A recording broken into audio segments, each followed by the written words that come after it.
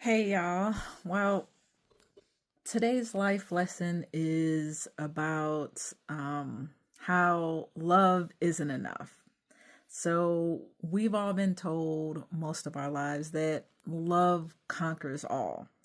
But in reality, that's one of the most dangerous myths that I think is actually out there when it comes to life and relationships. So, if you're wondering why your long term commitment feels like it's failing despite the deep feelings, um, just know that you're not alone. And many of us have realized that love is not enough. Today, I'm going to be breaking down why it's not enough to sustain a healthy relationship and what can actually help a long term relationship be successful if you want to avoid a toxic relationships cycles, and build a partnership that actually lasts. Make sure you keep watching because these are just based on some of the things that I have experienced throughout life. I was married at one point in time. I am divorced. I've had quite a few relationships, and these are just some of the things that I have learned along the way.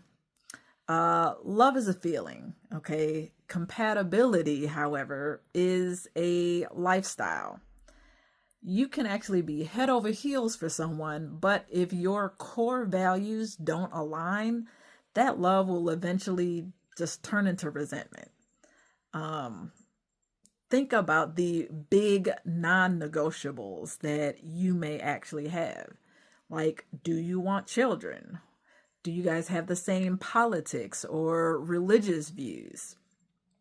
If one person wants to travel the world and live out of a backpack and the other just wants a white picket fence and a 9 to 5, love isn't going to bridge that gap.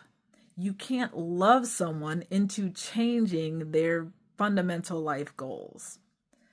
Compatibility is about the logistics of living, and without it, your relationship is built on a foundation that can actually crumble. Passionate love often feels like a deep soul level connection. And I'm not going to lie, I definitely felt like I had that in my ex husband at that particular time. But connection doesn't mean communication. In fact, some of the most loving people have the most volatile communication styles, and they do some of the say and do some of the meanest things to each other. And yeah, like, I knew couples who say they were madly in love, but they definitely didn't speak to each other in that manner. And it always made you question, how can you love someone when you speak to them like that? So, to sustain a relationship, you need to grasp certain skill sets, such as making, when you have a disagreement, fighting fair. Like, how do you handle those disagreements? Do you shut down? Do you lash out? Shutting down is just as bad as lashing out. Love doesn't automatically give you the tools to resolve conflict over things like finances or household chores. Without a shared language of like respect and the ability to listen, even when you're angry, the love you feel will be outweighed by tons of arguments that don't necessarily end well.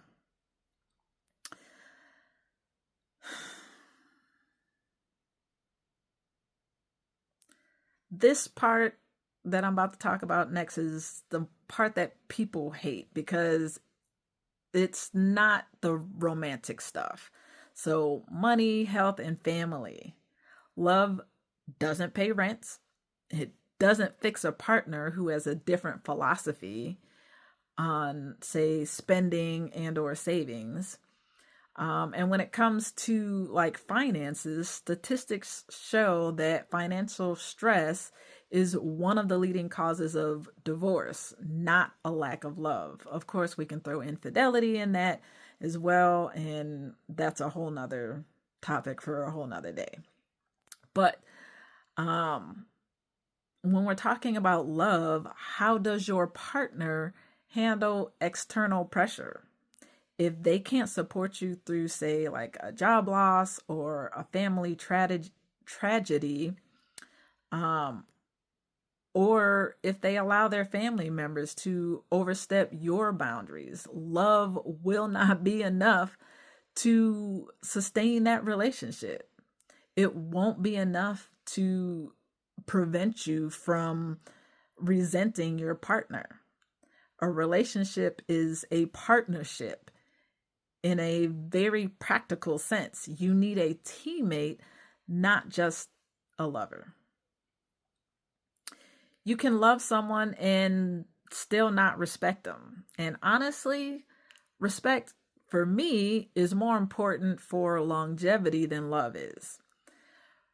For when it came to my divorce, that's one of the reasons why I eventually decided that I needed to leave, because the things that were happening in my marriage showed me a level of disrespect that I just could not hang around and deal with anymore. And I could not show my daughters that this is how you should be treated in a relationship. And to me, a lot of it did boil down to respect. Respect means that you're valuing the opinions of your partner, even if it differs from yours. It means protecting their it means protecting their dignity, especially when they aren't in the room. And of course, then there's the work. Love is the fuel that gets the car started, but effort is what actually keeps the engine running. So in my mind, love is an action. A one-sided relationship where only one person is doing the emotional labor, the planning, and doing all of the compromise will eventually collapse. It will fail. You can't love someone enough to make them put in the efforts that they're not willing to give.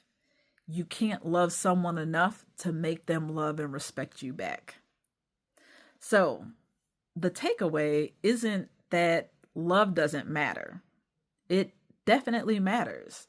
It's the why behind relationships usually in the first place, but it isn't the how. To make a relationship last, you need trust and shared values, communication skills, and a whole lot of hard work. And I learned, sadly, the hard way that love wasn't enough. Love isn't enough to sustain and keep a relationship or a marriage.